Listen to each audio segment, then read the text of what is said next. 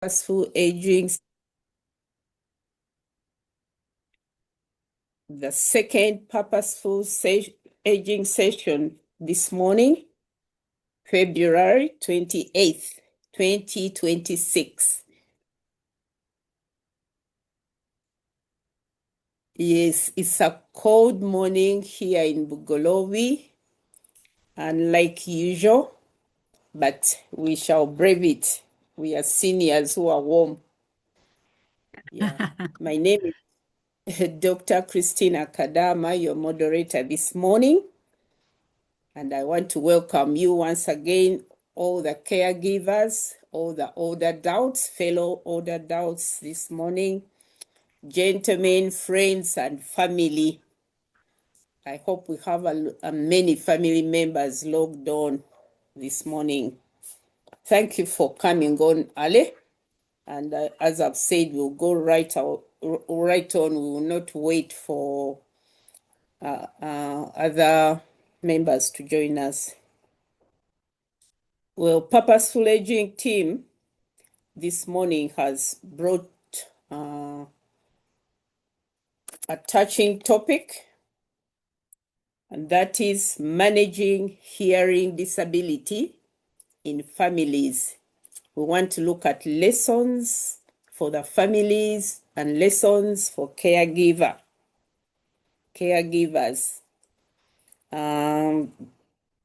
This disability affects both the senior, the middle-aged, and the very young. It cuts across all ages. And for the young, it is usually very easy to detect.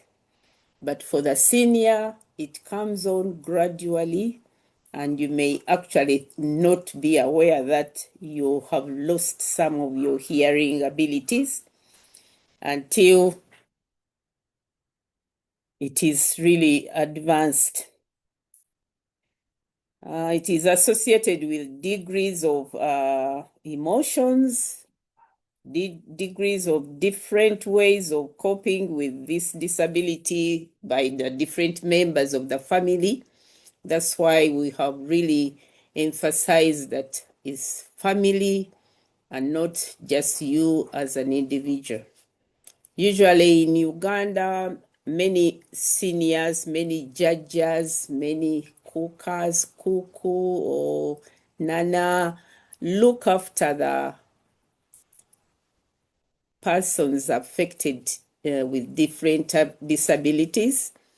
And I hope all of you judges who are here and those who are not here will learn ways of really dealing with the persons with disability, especially the one of hearing disability, and the community in turn. This morning we have a very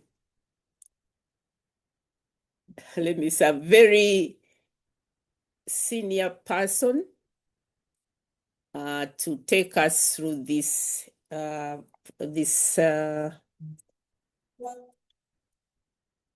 topic. She is Nancy Katumba Muwangala. And to give you a bit of history, her education history, she's a specialist in sign language and inclusion advocate. She's an inclusion advocate for over 20 years. She has experience advancing opportunities for the deaf individuals in Uganda. Her academic qualifications are varied, but she holds a master's degree in special needs education and has served for more than 15 years as a lecturer at Chambogo University, where she trains sign language interpreters and special needs educators. She has also lectured at Uganda Matters University and serves on the board of the National Association of Parents of Deaf Children, NAPADEC, NAPADEC, and DeafLink Uganda, IDA. Drawing from that expertise, Nancy has lived experience as a parent of a deaf child, and this is very important, I think, for us today. And that experience of having a deaf child has led Nancy to found an initiative for the deaf adolescent. I think she will elaborate most of that experience. Nancy, at the same time, is an executive officer, chief executive officer of IDA, Initiative for Deaf Adolescents. Nancy is widely recognized by her leadership in inclusive education, community empowerment, and advocacy for equitable access to services for the deaf young or youth. Nancy has a wide experience dealing with the community, and we actually are happy to announce as Purposeful Aging team that Nancy is one of the older adults who joined us at the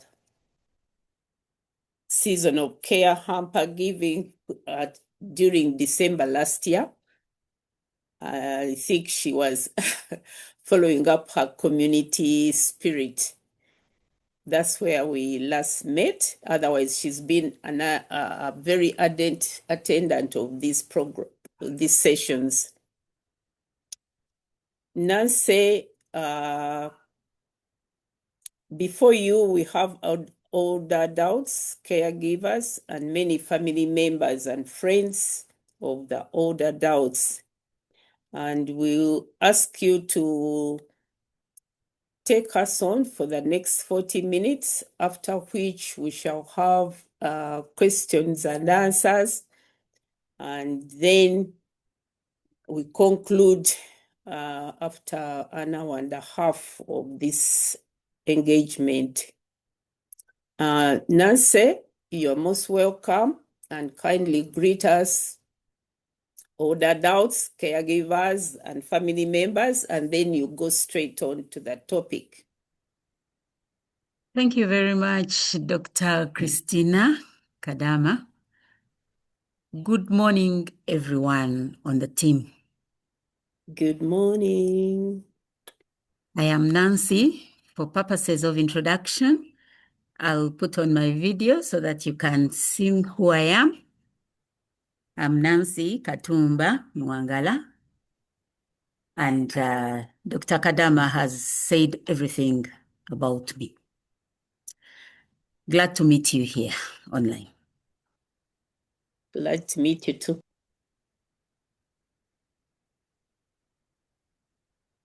All right. Going to my presentation, Managing Hearing Disabilities and Lessons for Families and Caregivers. I began this journey with an experience of having family members who are deaf, both extended family and nuclear. So this experience began when I was still a young girl. One of my sisters, my elder sister, has 3 deaf children, and my brother has 1 deaf child. And then on the wider family, there is another young deaf adult. So having these people in my family gave me, should I say, a calling. Because they were young, I was also still young, but one of them happened to join my family. That's my brother's daughter. Her name is Flavia. What I have learned about deafness, when I look at coping strategies in families, communication is a very important thing for all human beings. Many times, families, or should I say society, uses negative names to address deaf persons. In Uganda, they use the word Kasiru. But deaf persons are not Basiru. It means foolish. So communication is a very important thing. Many parents say they don't know sign language. Yes, you might not know sign language, but try all means to communicate. Professionally, we call them local signs. At least there should be communication in the family. It's also very important to educate the deaf children once diagnosed, should I say, diagnosed. Once you get to understand that the child does not hear, that's not the end. Deaf people can do everything but hear. But they understand just like we do. The only problem comes when you cannot communicate with them. So educating them and involving them in all family aspects, giving them equal opportunities. Many parents overprotect deaf children because they worry she doesn't hear, he doesn't hear, so this will happen. How will he hear the cars passing? How will he hear? And many parents overprotect and they don't give the children time to discover, an opportunity to discover their surroundings, to get friends, to communicate in whatever way. And many parents discriminate. Sometimes it's like not discriminating, but because they are pampered and they are like handled with gloves. So they don't give them many opportunities. I have learned so many things in this experience. You will excuse the background. It is a home setting. I hope you hear me. I have learned that there are categories of deafness. When we look at deaf people, they are not the same. Some were born deaf. Some acquired deafness at a particular age. So we categorize them as prelingual. Those are the ones that had not acquired any language. I think children begin to acquire language at around 2 or 3 years to speak the language of the home. So we would call those prelingual. So someone can lose their hearing at around 2 years. They have not acquired a language, so they won't be able to communicate. Maybe they'll be able to call mama or tata or very few words. But some acquire deafness when they are older, like you and I, and we call them postlingual. This group of deaf people cannot hear at all, but they can speak very well. And many times we misunderstand. And because someone can speak, we think they are pretending. So there are many people who are prelingually deaf. They speak, but they don't hear. Then we have the ones we call the hard of hearing. People who are hard of hearing have issues. Many times they are medical issues. And you find that some of them wear a hearing aid in their ear. It supports hearing. It amplifies the sound so they can hear. But all these categories, we encourage them to learn sign language. Because even if you speak, you are postlingual, then you won't hear. So if someone can sign the information, then you will understand. So I learned that there are those categories of deafness. When you see someone doesn't hear, then find out, are they prelingual? Are they postlingual? And many times we hearing people think that lip reading is easy. That if someone maybe acquired deafness at a later age, then they can read my lips as I speak. But we should bear in mind that not all sounds are bilabial. Sounds like when I say s, you can just look at my lips, but you don't know what I have said. Sounds like H, you cannot read it on the lips. It's very few sounds that you can read on the lips like ba, because it puts the lips together and then it opens them. But when I say ka, you cannot say whether I have said ha or ka. So lip reading is not something easy. Many times we think that someone was speaking and then they lost their hearing. Then I can speak to them. They won't understand you. Some of the things I have learned is the importance of family involvement. And when I say family involvement, when you are growing a child who is deaf, I don't mean the parents only. Many times I've worked with the National Association of Parents of Deaf Children, and I've supported families and I have counseled parents. And many times you find that in a family, the deaf child is for the mother. Omwana wo. It's you who understands them. But family involvement is the way to go. Let the siblings understand their sibling that she's deaf, and they can sign, and they can use all kinds of gestures to involve them and not to discriminate them.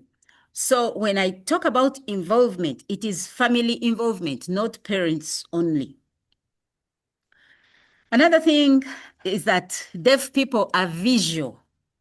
Deaf people see. Their hearing, they see, they hear using the visual means. Just like you look at sign language, you look at someone gesturing, and then you understand what they're saying. So they hear using their eyes.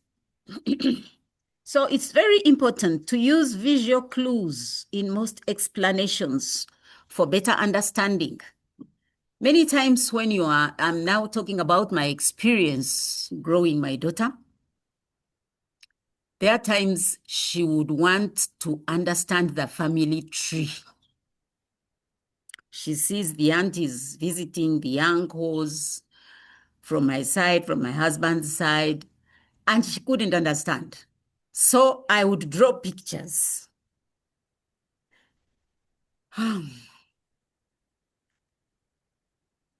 I get emotional.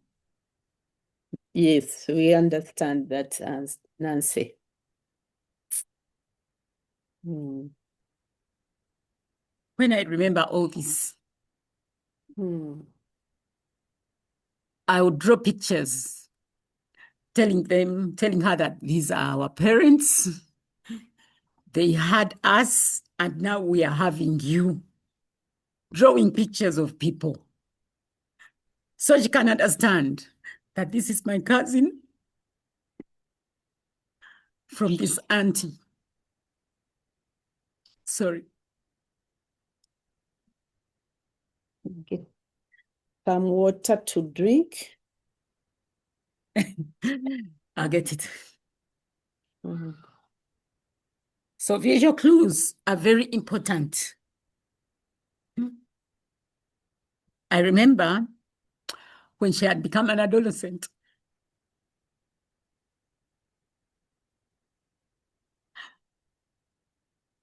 she couldn't understand menstruation and how it all comes.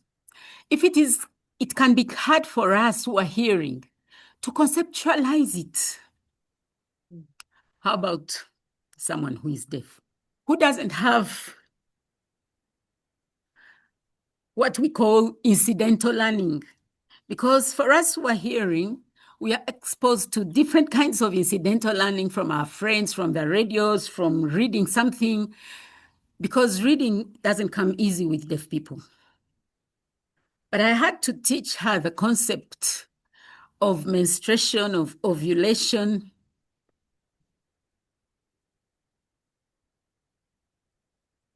And I would draw pictures that on your body, you look like this, but inside there's something that we cannot see that happens, that looks like this, and it takes place. So I could not explain ova or ovum, but we could call it an egg. And we would sign egg, just like the egg of a chicken.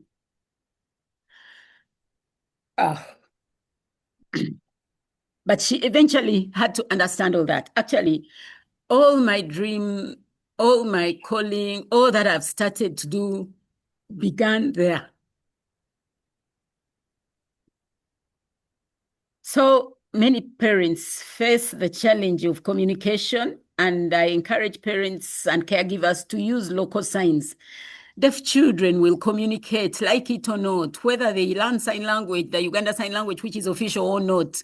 Human beings will communicate. Believe you me, if you are dropped in an area where you don't understand the language and nobody understands you, you'll start to gesture.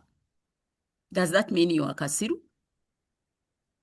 You start to gesture in order to get what you want, in order to try to explain to people what is happening or how you feel emotionally.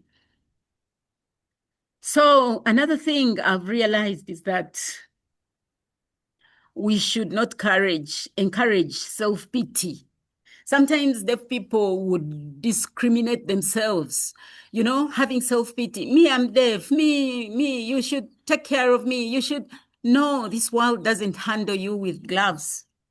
So she grew up knowing that she has to stand by herself, knowing that not everybody will pity her, not everybody will handle her with the, soft hands. And involvement is very important in the family. Many parents don't even teach children how to cook, how to do things for themselves, because they think, how can I explain to them that now you cook this food? How can I explain them that fry this egg or do this? They are visual. So I give them the opportunity to see you doing things, and then they learn. Give them an opportunity to practice. They will fail, but let them do it all over again until they learn. So using my experience to support persons with deafness, I have trained sign language interpreters since 2007 in Chambogo University and teachers of children with special needs. I did a master's in special needs, but I majored in hearing impairment. But teachers out there have children in their classes who have residual hearing, residual vision, different kinds of special needs, autistic, many types of of special needs. But I have majored more in hearing impairment. So I have trained sign language interpreters. I'm a sign language interpreter myself, but I'm not very active now because all those young men and women you've seen on TV interpreting have passed through my hands. So I train now. I continue with the training. The adolescent stage was most challenging. Provision of information and counseling young people who are deaf has become my thing. I just love it. I just love it. Can each of us reminisce and remember their adolescence when you were stepping into that puberty stage? Whether you were a man, a boy, becoming a man, whether you were a girl, becoming a woman. How did you feel? How many questions did you have? And who did you ask these questions? Did you get answers? Did you get maybe some wrong answers, which made you do some mistakes? Do you remember those mistakes? Do you think that if someone had told you the right thing, you wouldn't have done that? Many young deaf people don't know. They don't know. Nobody gives them this very crucial information. And sexuality education is very important for all of us to become the men and women that we are. But who tells us the right thing? Who tells us the wrong thing? And in the language we understand best. So drawing from those experiences, I was inspired to launch an initiative for deaf adolescents. Philippa, Maybe you can show those pictures of the work experiences. Those are adolescents. They were in Iganga. And they had so many questions. I was introducing a topic about puberty. So I used a lot of pictures to show them their bodies and how they change and how they should appreciate it and how they shouldn't tease each other about it. Another one.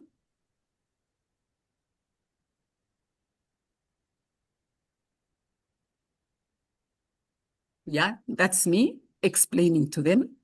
It was still the same group. There I was training teachers in sign language. Actually, they were community-based workers in Masaka. And that was a family deep in Wikwe. You see that girl in blue? She wears a hearing aid, but it wasn't helping her because someone has to undergo an audiology test to know their level of hearing. Some people can use hearing aids, but not all. So this young girl was given a hearing aid thinking that it will help. But sometimes the hearing loss is in the inner ear.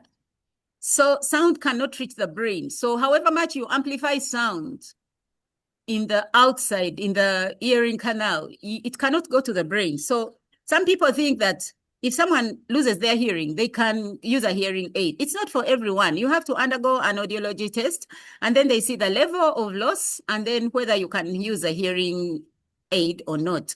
So that little girl was in that family. She had been introduced in the school, and we would visit families to talk to them about deafness, to teach them sign language, to counsel them on how to cope with living with a deaf child.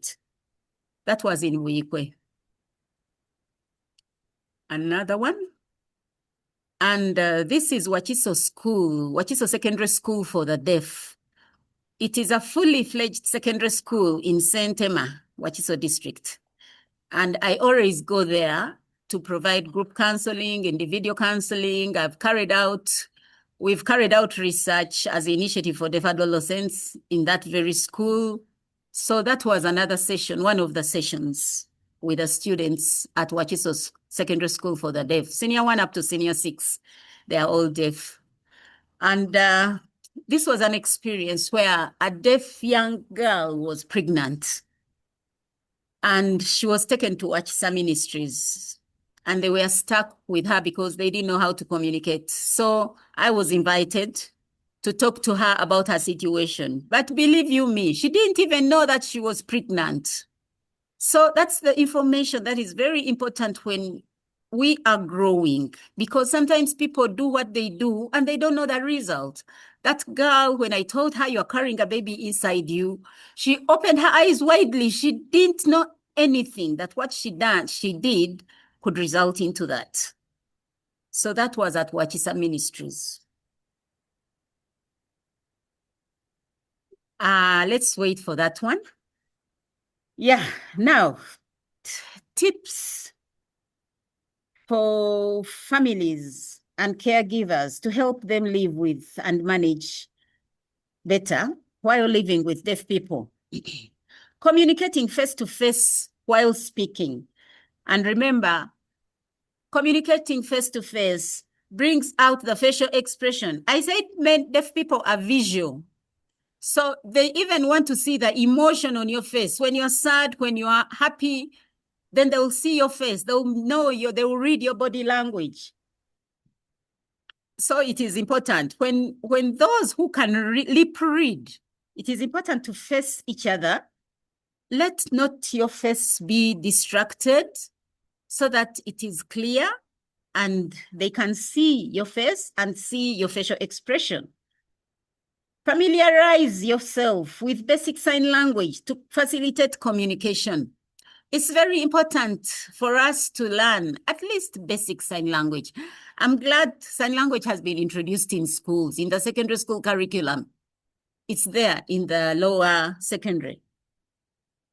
so that we can have basic communication. When you meet a deaf person and greet them, good morning, good afternoon, how are you, hello, in sign language, it makes them feel that, yeah, they're also recognized and appreciated.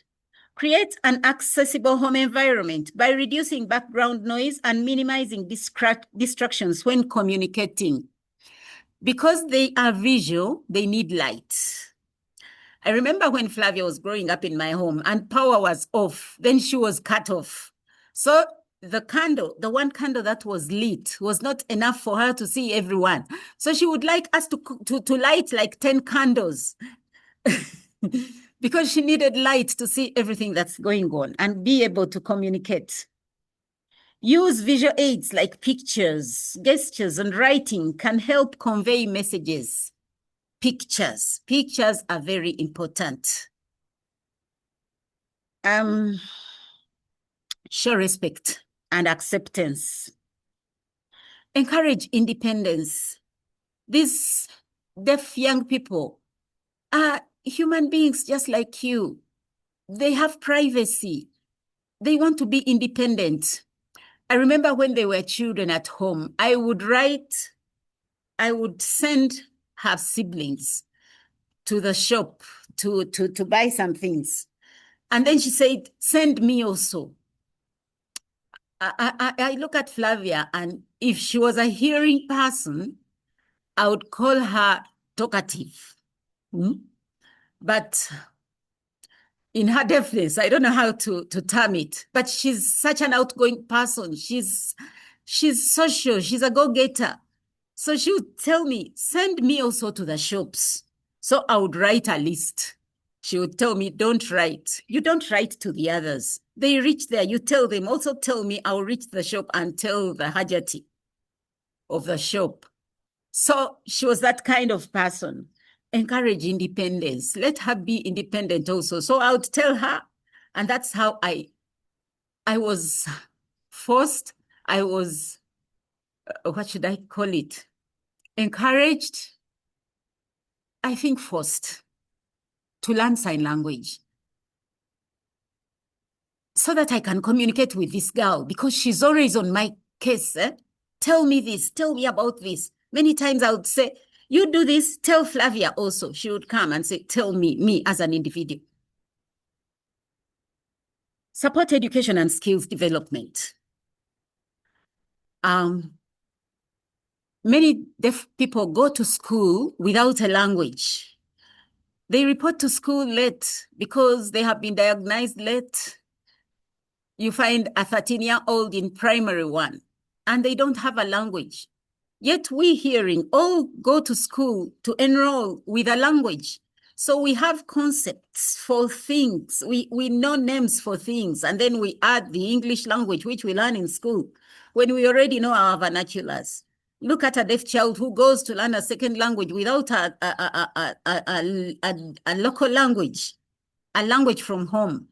It becomes difficult for them to master the second language.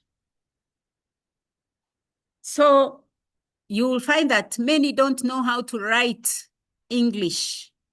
And when they write English, for us, we call it broken English because they follow the sign language grammar. English has its grammar, sign language has its grammar.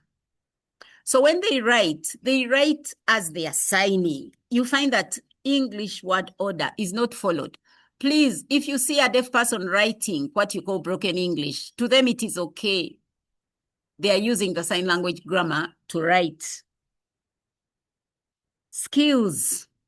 Because many deaf people, it's only these days that they have really continued in education, O-level, A-level, university. Many hold masters. We have one who is a doctor, who is a PhD holder.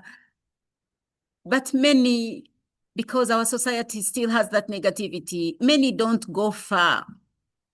So I encourage parents to train skills. Take these children to vocation so that they can be self-reliant. Tomorrow we are not with them. My sister's children, she's on, she's listening. Nalongo Semwanga. They did vocational training. They are making sweaters.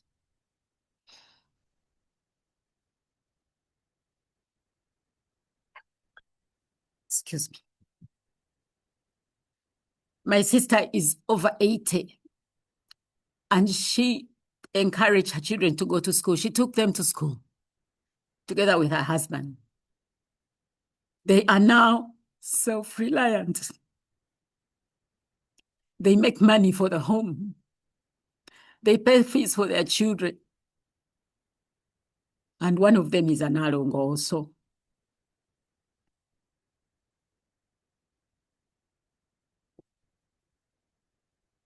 So, skills development for self-reliance. When you live today, what will happen tomorrow? Provide emotional support. They also have emotions. They have feelings. Promote social inclusion. Do not lock the deaf child in the house. I have found parents who are ashamed of their deaf children and they leave them at home. They don't go with them to church. They don't go with them to community gatherings, to weddings, family everything. They leave them because they are ashamed of them. They fear they will communicate. How will they communicate? They feel ashamed of the language.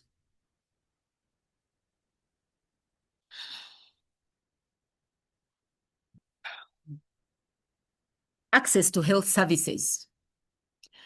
I have trained some nurses, some medical people in their medical settings, but it is still on the lower side. If a deaf woman is pregnant, who will tell her what to do during labor? I have walked to the labor suit with Flavia. For all her 3 children, I was there to sign and tell her what will happen, what is happening, and why is it happening. So they need access to health services. They need family planning. Who will explain to them? And when we are communicating with a deaf person, let's allow time for them to process.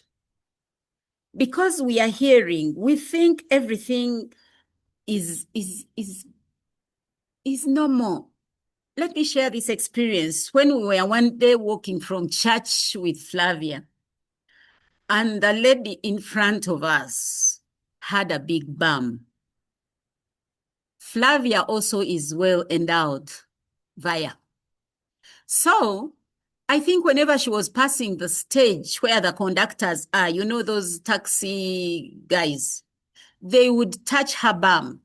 So for her, in her deafness, she was thinking that when a bum shakes, it makes noise.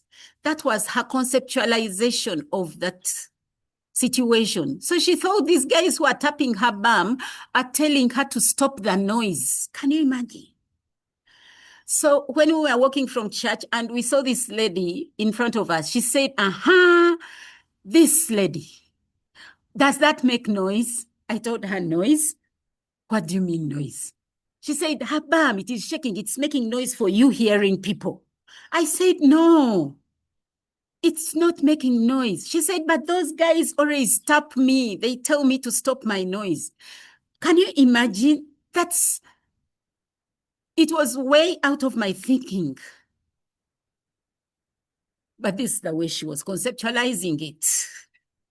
Because for her, she thinks what vibrates makes noise.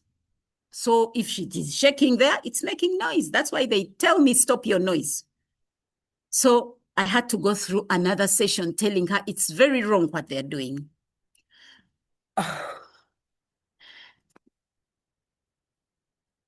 So I think, Philippa, you can show the photos of Flavia. Flavia is married now, and she has 3 children. I would like to show you.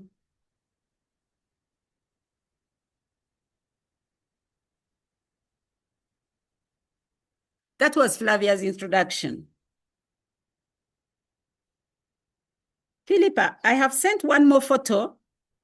of one of my sister's children and her twins. My sister is a Nalongo. So this is Flavia's family. Flavia works with DFCU Bank. That's another long story, how she joined, because she had done the vocational skill of knitting. But that's Nicholas, he's also deaf, but all their children are hearing.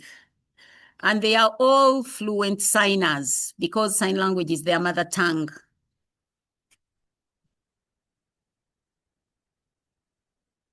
So that is Flavia in DFCU Bank, Kampala Road. You can look out for her.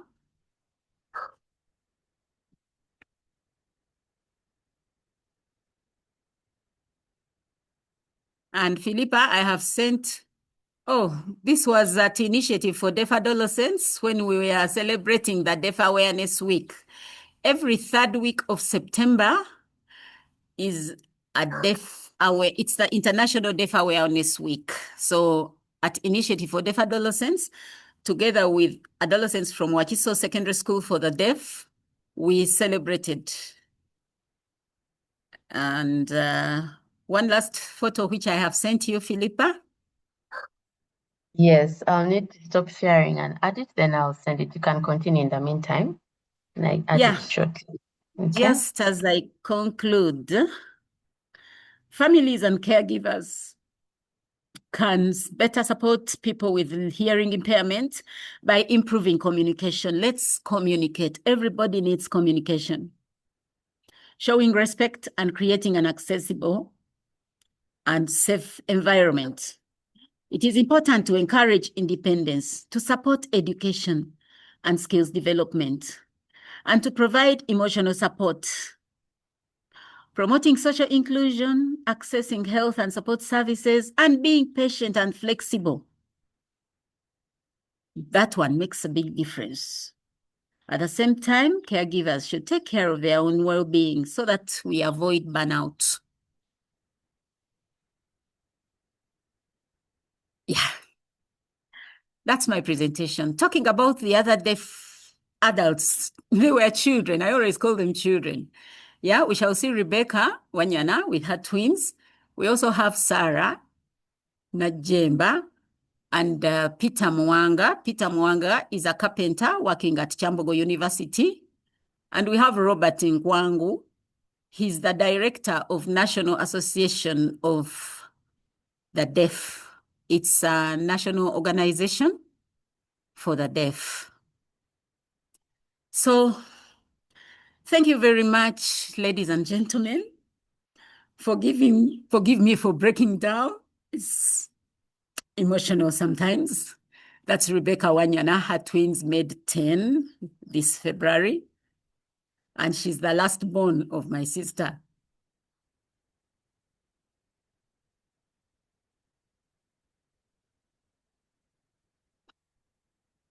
But it is a success story.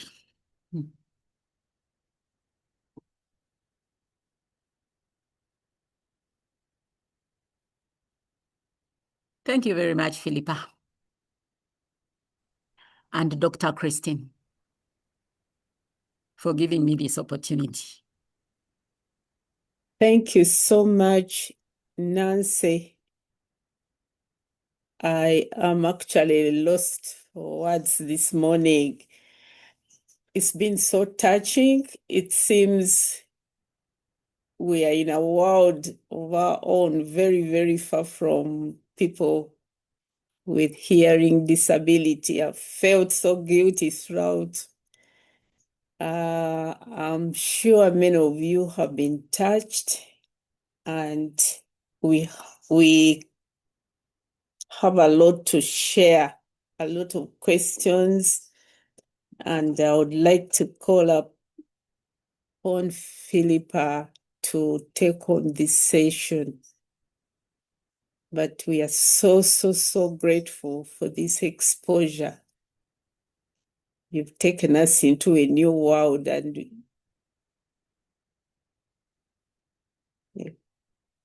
very much touched.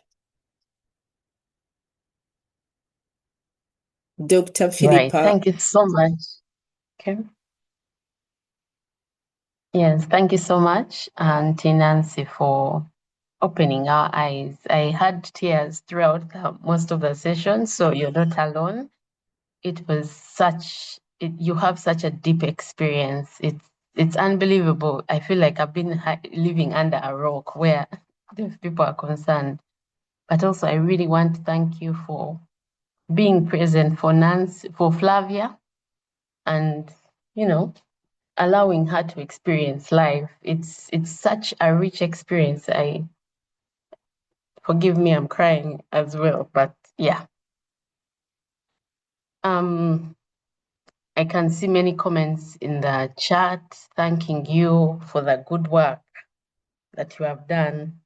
It's such a touching story.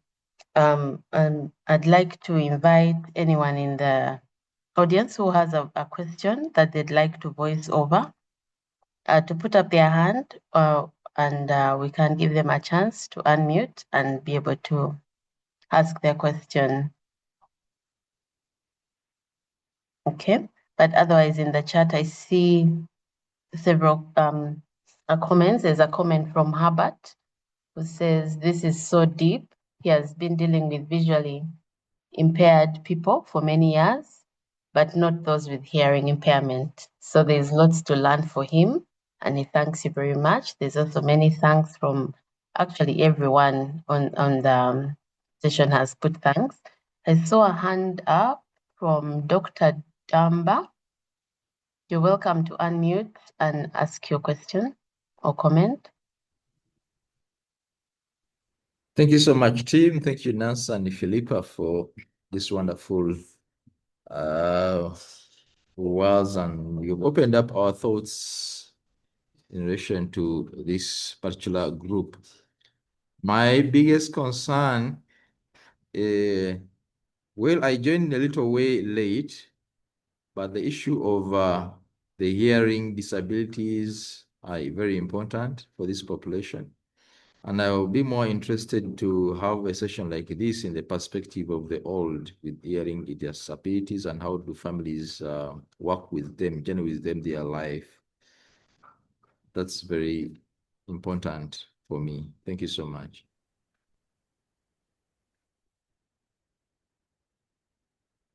Okay, thank you so much for that comment.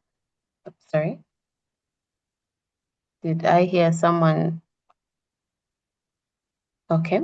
Thank you very much, Dr. Damba, for that comment. And I think we shall have further discussions and get a follow-up on that.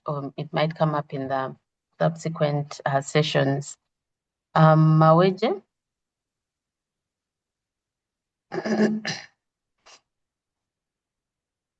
Maweje, you can unmute and ask a question, comment. Yes.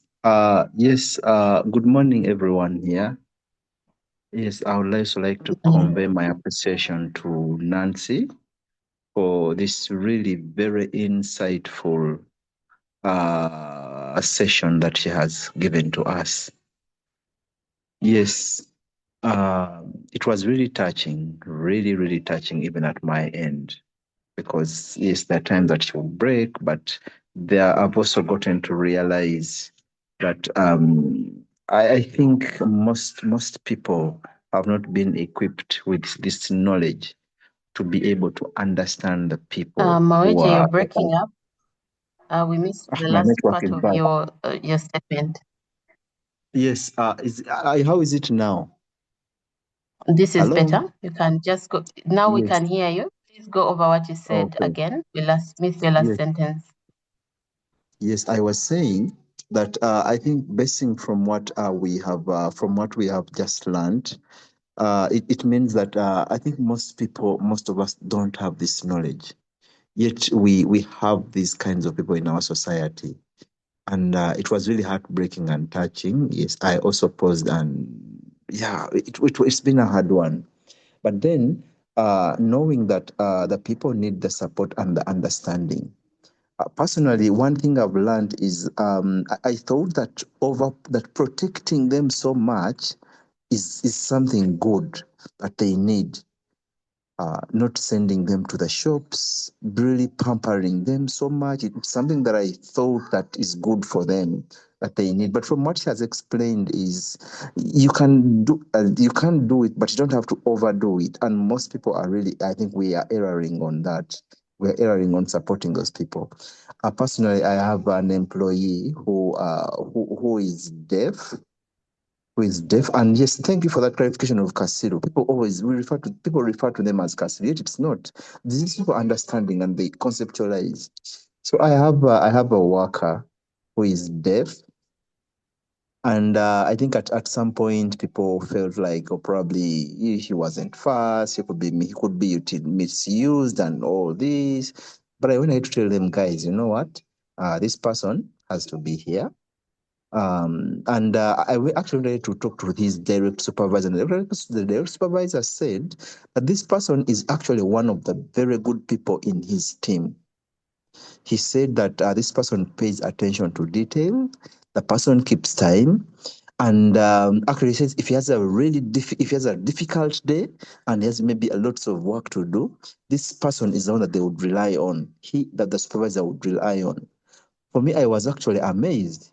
And one thing that I've learned is, yes, we may look at these people as if, yes, they lack some things, but God kind of gives them other aspects. God gives them other strengths that they can use to manage them overcome what they have.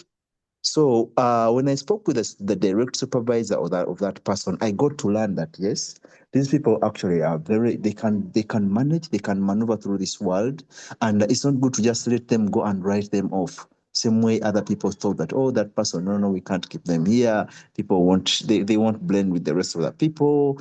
And over time, the more I spoke to the supervisor and the more I opened up, I even had to bring other people who understand him better. The person was able to open up. He was able to open up, and now everyone actually wants to work with him with his challenge. So I think the lesson is we should not really give up on these people. We need to support them. We need to give them what they need, and the best can come out of them. Thank you so much, Nancy, for this call and your support to that. I'm sure God will bless you abundantly.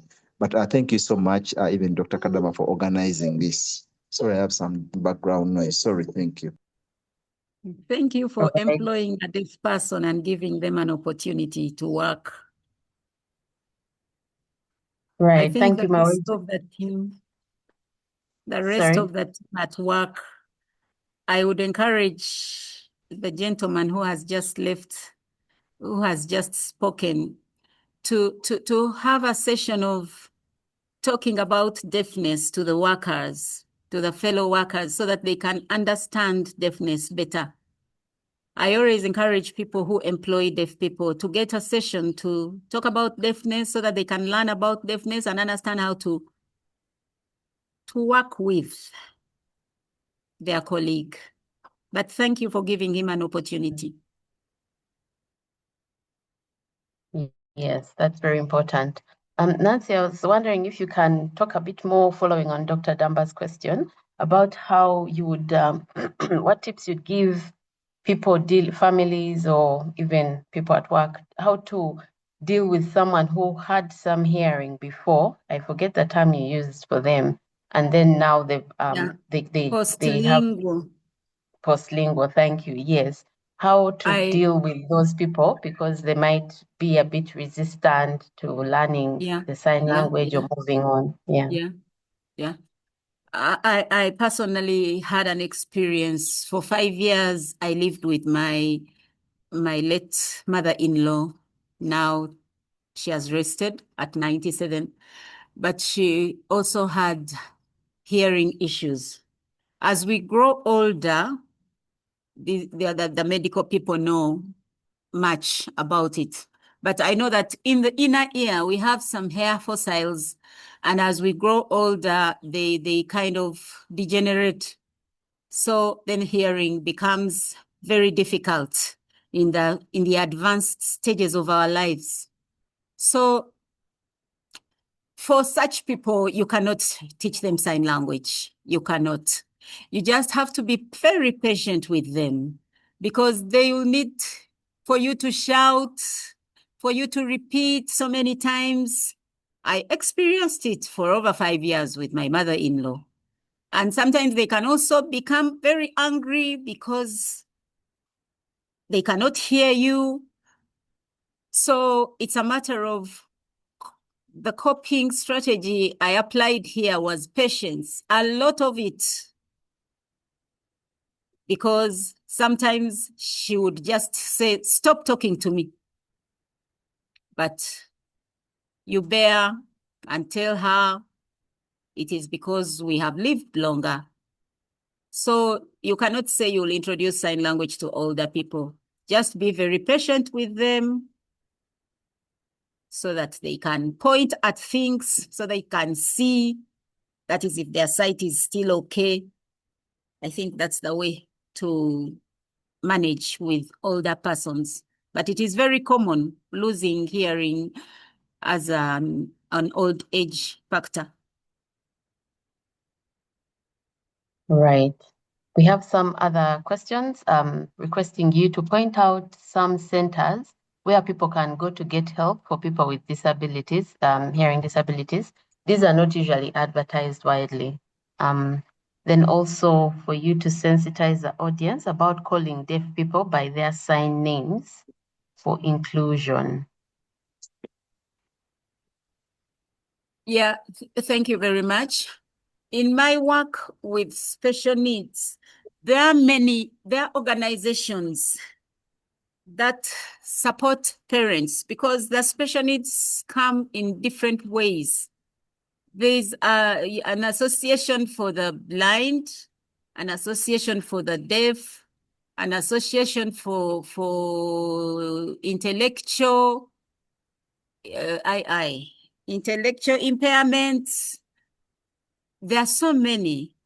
So I think we only have to look them up on Google or to visit the umbrella organization, which is the national NUDIPU, National Association of Persons with Disabilities of Uganda. That one is the umbrella organization for all disabilities. It is in Bukoto. As you slope to the flyover of Northern Bypass that goes to Chisasi. NUDIPU is the umbrella organization for disabilities. So they can connect you to the kind of disability that you need to know more about. There are other organizations for autistic children. By the way, autism is very, very common these days, but I won't go there because it's not my area. What else did I have to talk about? The gentleman that left talked about overprotection, thinking that when you protect them, then you love them. No, no, no. Let them be the human beings that they are supposed to be. Let them face this world.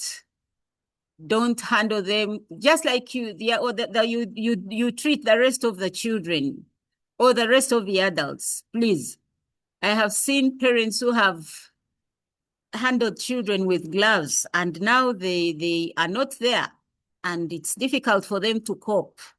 So it's the best thing is to empower someone to live in this world independently. Don't overprotect. Teach them how to pave into this world. What else? It was about sensitizing the audience about calling deaf people by their sign names for inclusion. In the deaf community, I'm a member. Because we are visual, we have sign names. We have names that can be seen. Let me show you my name here.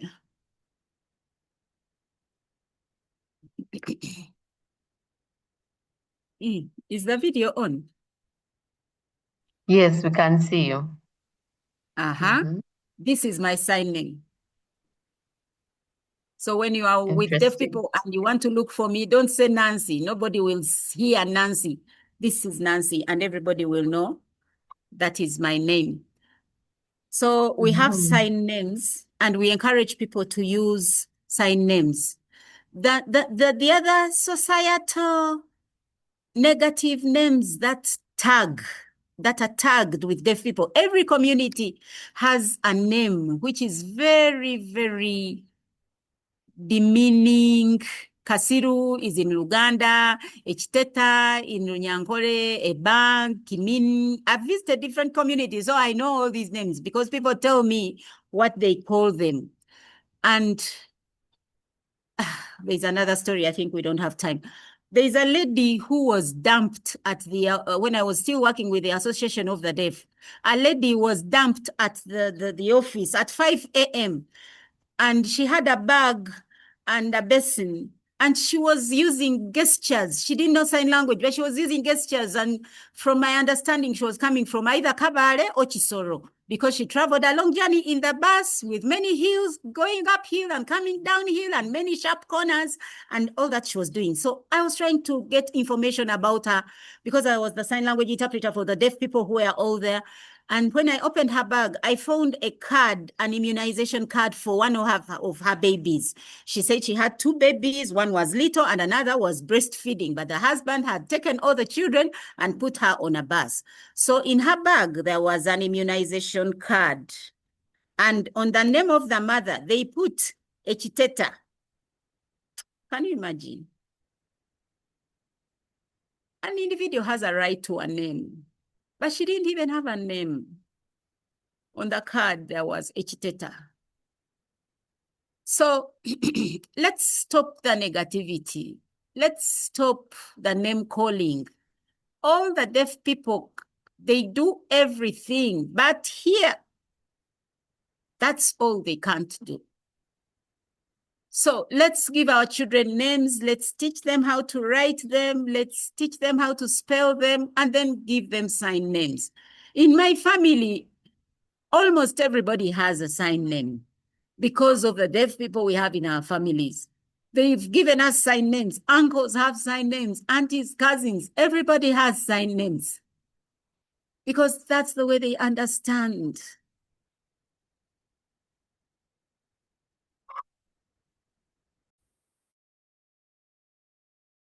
Right. Thank you so much for that. I'm so happy that we've talked a bit about all the different groups. For the ones who are growing up, you've had so much to share with us through your experience.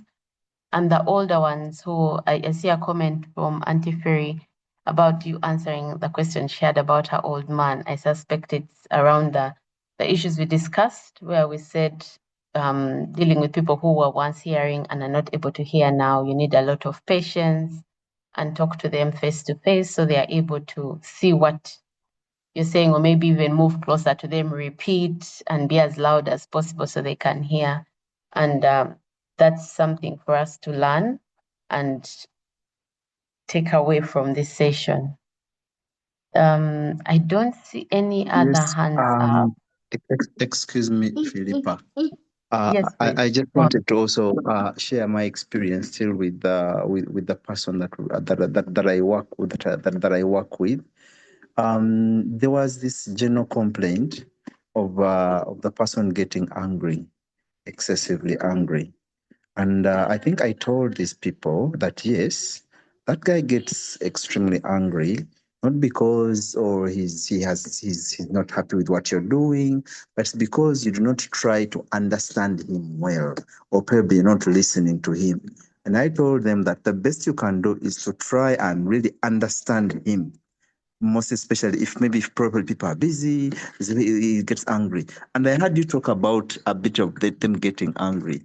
From my advice, I was coming from a layman's perspective of what causes that extreme anger, maybe a bit failure to express themselves or failure to be understood. I thought that that's what causes them to get angry. And I was using that to explain to the people that I work with. But guys, this is assuming you guys, your mouth is blocked and you cannot explain yourself. It's high. It's most likely that you'll get angry and be very upset when people are not understanding you, failure to communicate. So that's where that guy is coming from. So just try to be accommodative. I just wanted you to maybe shed some light on that, maybe on an expert, because you are an expert in this. How better could I have managed that, and what normally causes that excessive anger? Thank you.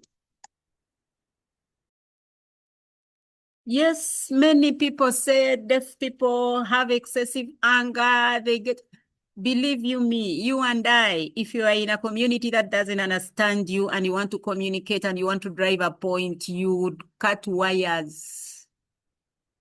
So let's be gentle to our colleague.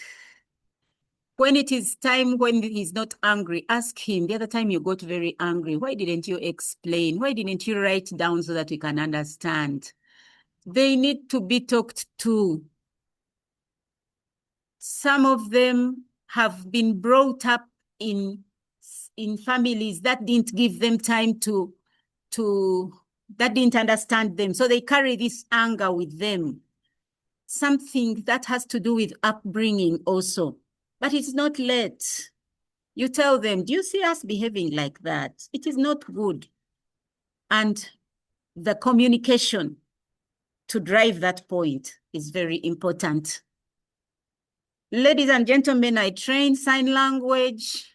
I sensitize people on deafness. You can invite me in your organizations, in your whatever, wherever you feel you want this service.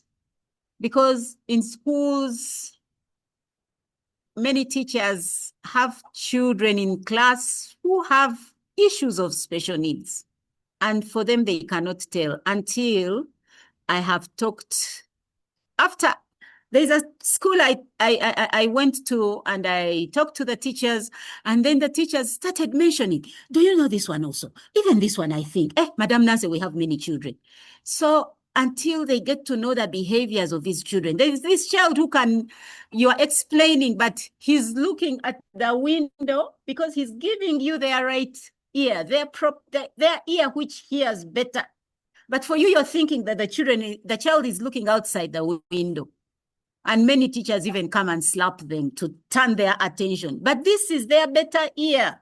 That's why they are looking the other side so that they can hear you well. So I do all these sensitizations in schools, in organizations, anywhere, because people are not aware.